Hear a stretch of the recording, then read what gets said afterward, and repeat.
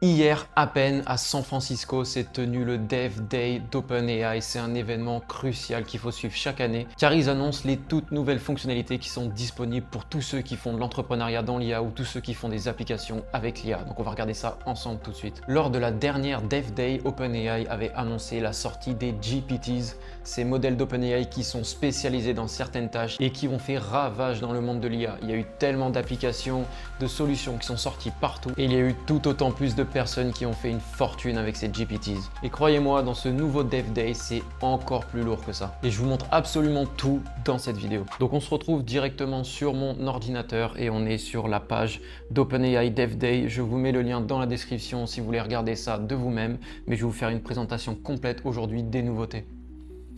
Donc ils ont annoncé ça aujourd'hui, voilà, à San Francisco. Donc il y aura 3 Dev Day, mais le San Francisco est déjà sorti. Donc on a quasiment toutes les informations. Peut-être qu'on aura du neuf et je vous ferai une autre vidéo si c'est le cas. Mais on va regarder ce qu'on a là ensemble. Donc on a eu 4 nouveautés majeures dans ce Dev Day. Ici on a Product Announcement. Du coup on a Introducing the Real-Time API, Introducing Vision to the Fine-Tuning API, Prompt Catching in the API et Model Distillation. Je vais vous résumer tout ça très rapidement.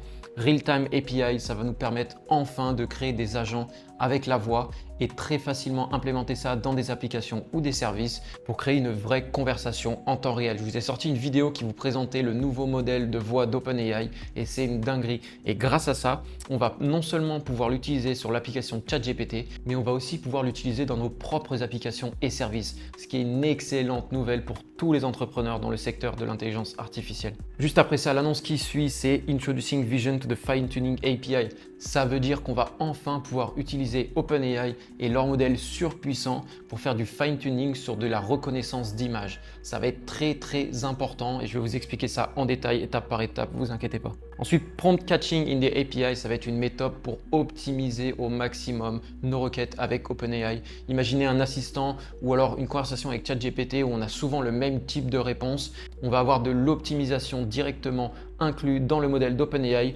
pour économiser des coûts et répondre de la même manière si on détecte qu'on a déjà répondu à une question. C'est super utile. Et finalement, Model Distillation, ça veut dire qu'on va distiller tout le potentiel d'un gros modèle pour l'envoyer dans un plus petit modèle qui va se baser sur des réponses préexistantes. Donc c'est vraiment une fois de plus de l'optimisation. Les deux sont vraiment très intéressants si vous êtes dans le secteur de l'IA et que vous voulez optimiser vos coûts de production. Donc vous allez payer moins cher en logiciel et vous allez fournir un service qui est tout aussi bien. Et les deux autres sont vraiment une petite révolution. Donc maintenant on va regarder chacune des annonces en détail. Je vais vous montrer les coûts, les cas d'usage et je vais vous expliquer comment cela fonctionne et comment l'implémenter dans vos propres services. Donc on commence par Real-Time API et comme je vous ai dit, en fait, ça va nous permettre de créer des applications avec des interactions de vive voix en temps réel et c'est excellent pour toutes les personnes qui cherchent à faire du business avec l'intelligence artificielle. Et pour vous rendre la tâche un peu plus simple, j'ai créé un petit document directement qui résume tous ces points-là. Si vous voulez récupérer ce document en entier, il est un peu long, donc je ne l'ai pas mis dans la description. Il y aura néanmoins un lien dans la description qui mène vers mes ressources. Et comme d'habitude, je mets absolument toutes mes ressources sur ce site, que ce soit mes prompts, mes tutoriels, mes templates, mes bouts de code, ou comme aujourd'hui, un petit document qui vous fait un résumé pour que ce soit très simple pour vous. Vous pouvez le récupérer gratuitement dans mes ressources, donc je vous laisse aller y jeter un œil et nous on continue ensemble. Du coup, Real-Time API, comme je l'écris juste ici, ça permet de créer des conversations instantanées entre machines et humains, mais surtout avec une réponse et une interaction optimisée qui va être encore plus réduite au niveau du temps de réponse, mais aussi au niveau des coûts. Donc c'est super intéressant. Déjà de 1, on n'a plus à configurer tout ça nous-mêmes, mais de 2, ça va être encore plus rapide et encore moins coûteux. Donc là, on fait un petit tour rapidement sur les spécificités. Donc comme vous l'avez compris, on a une entrée vocale, donc on peut envoyer un fichier MP3, un fichier vocal ou être connecté directement à un numéro de téléphone. Ça nous génère une réponse et ça nous la ressort en un temps record. Donc, comme je l'ai dit, on a encore moins de latence, donc ça va être encore plus proche d'une vraie conversation humain-humain. Donc ça, c'est vraiment top. Et on peut déjà imaginer des cas d'usage. Donc comme je vous l'ai dit, dans mon ancienne vidéo où je vous ai présenté ChatGPT en mode voice, il y avait certains cas d'usage qui étaient excellents, comme par exemple apprendre une nouvelle langue, qu'on fait prendre à ChatGPT le rôle d'un professeur de langue et il nous apprend, il nous corrige, il nous challenge, etc. Pareil pour préparer une interview ou un entretien d'embauche, c'est excellent. Donc on va y avoir sûrement des applications qui vont sortir dans tous les sens sur ce genre de thème. Pareil pour du coaching personnel, etc. Je vous ai mis quelques petits cas d'usage juste ici. Je vous laisse un peu jeter un œil. Mais à mon avis, on va être vraiment surpris avec ce que va nous sortir la communauté et tous les entrepreneurs autour de l'IA. Et c'est pour ça que c'est hyper important de se lancer dans ce genre de business. Parce qu'avec des nouvelles sorties comme ça va être super accessible. On va pouvoir créer des applications de plus en plus robustes et d'excellente qualité. Au niveau de la tarification, je vous ai mis un petit résumé ici. En gros, on est voilà à 6 centimes par minute au niveau de l'entrée et 24 en sortie parce que forcément il y a la génération de la réponse. Mais en tout cas, c'est très faible par minute. Quand on compare à des services d'IA sur le téléphone avec Vapi ou quoi, on est plutôt à 80 centimes, 1 euro la minute. Là, c'est vraiment faible, donc on va pouvoir créer nos propres applications pour ce genre de cas d'usage et c'est vraiment top. Donc on va jeter un œil maintenant à Introducing Vision to the Fine-Tuning API. Donc comme je vous l'ai dit, c'est de la reconnaissance d'image et ça va être vraiment top. Parce qu'actuellement, pour faire de la reconnaissance d'image, on est obligé d'entraîner nos propres modèles en machine learning ou mieux, il y a quelques petits services qui existent, mais c'est vraiment pas top. Et là, on a enfin OpenAI qui nous sort ça et c'est super. Donc je vous laisse jeter un œil à l'article si vous voulez. C'est un peu technique, mais comme d'habitude, je vous ai fait un petit résumé. Donc on a Fine-Tuning Vision, donc définition simple. Le fine-tuning visuel permet d'apprendre aux modèles IA à mieux comprendre les images et à les reconnaître en utilisant ses propres photos et donc ses propres entrées, ses propres données, vous l'avez compris, pour chaque cas d'usage qu'on pourrait imaginer. Et comment ça fonctionne? C'est super simple. On a besoin uniquement de 100 images pour commencer. On peut envoyer ces 100 images directement à ce modèle. Il va s'entraîner dessus et il va être capable de répondre à des questions maintenant par rapport à ces images ou alors extraire des données par rapport à ces images. Donc imaginez, vous êtes dans une boîte d'RH ou alors vous voulez vendre une solution IA à une boîte qui fait des ressources humaines. Vous entraînez l'IA à reconnaître des centaines de CV ou même des milliers de CV, à extraire les données qui sont intéressantes, etc.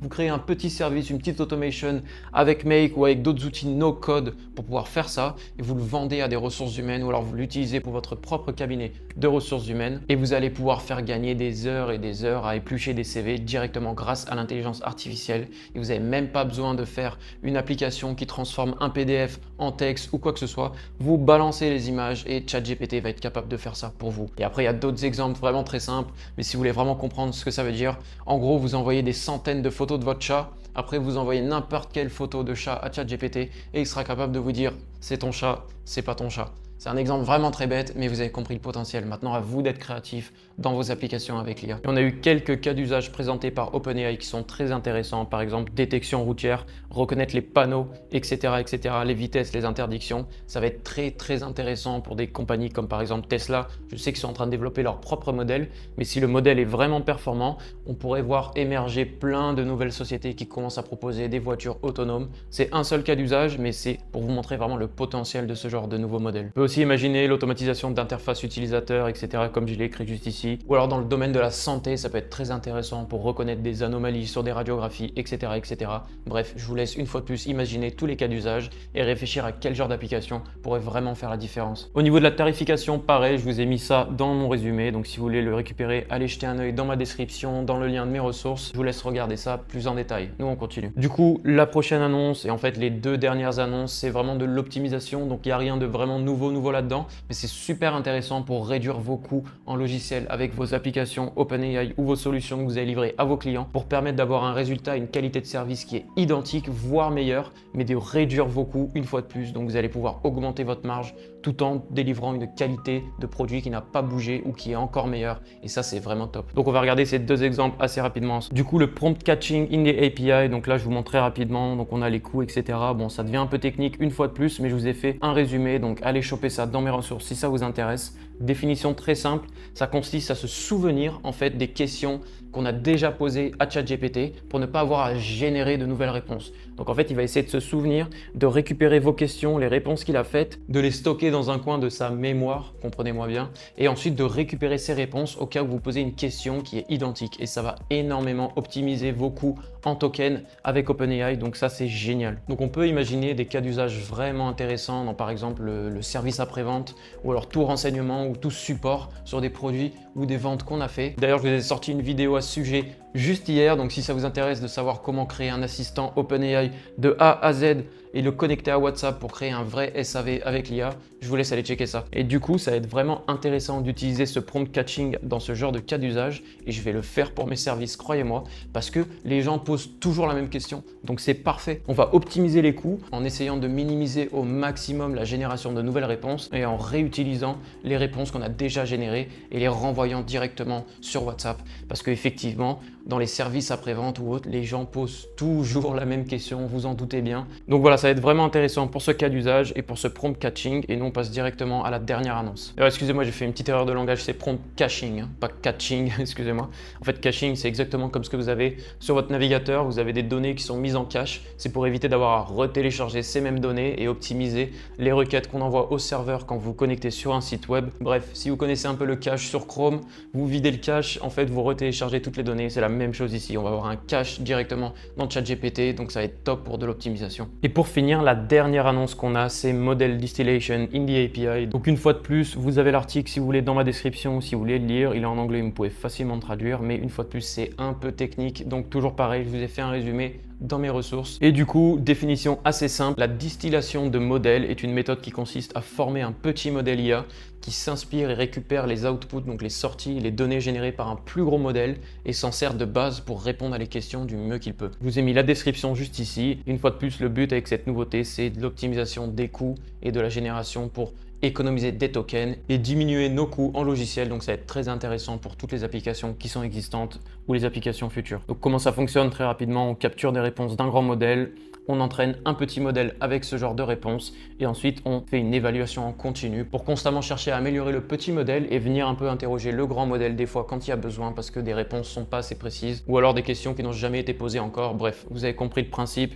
Une fois de plus, je vous laisse regarder tout en détail dans le petit résumé que je vous ai fait ou je vous laisse aller regarder le blog directement chez OpenAI. En tout cas, voilà, je voulais vous faire cette vidéo parce que je trouve que c'est une excellente nouvelle pour tous ceux qui sont dans le domaine de l'IA. Et c'est pour ça que c'est vraiment intéressant d'être dans le domaine de l'intelligence artificielle. C'est une fois de plus, et je me répète, je l'ai déjà dit dans d'autres vidéos, un domaine qui est en constant changement, constant mouvement, mais toujours dans le même sens. Ça ne fait que évoluer. On a toujours de nouveaux services. Vous le voyez très bien, vous entendez tous les jours parler d'un nouvel outil IA, le nouveau modèle IA, le nouveau ceci, cela, parce que c'est une course.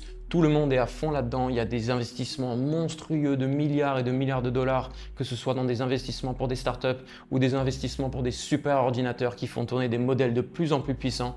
C'est de mieux en mieux, les outils qu'on a à notre disposition sont de plus en plus simples à utiliser et de plus en plus performants et de moins en moins chers. Et c'est pour ça que du jour au lendemain, on peut se retrouver avec une mise à jour comme ça qui nous permet non seulement de créer de nouvelles fonctionnalités ou de nouvelles applications, mais en plus de ça, optimiser les coûts pour des applications existantes. Donc si vous aussi vous vous lancez dans le domaine de l'IA, que vous construisez une solution pour automatiser le process d'un de vos clients, du jour au lendemain, nouvelle mise à jour, vous réduisez par 3 vos coûts, la qualité du service que vous avez livré à votre client ne bouge pas et vous pouvez augmenter par 3 votre marge et ça c'est excellent. Ou alors vous pouvez baisser le prix si vous êtes vraiment génial, ou alors vous pouvez garder le même prix mais améliorer encore plus l'application parce que vous faites 3 fois plus d'argent, donc vous avez beaucoup plus d'argent pour réinvestir dans cette même application et ensuite proposer un service de meilleure qualité à vos clients existants et vos prochains clients, etc., etc.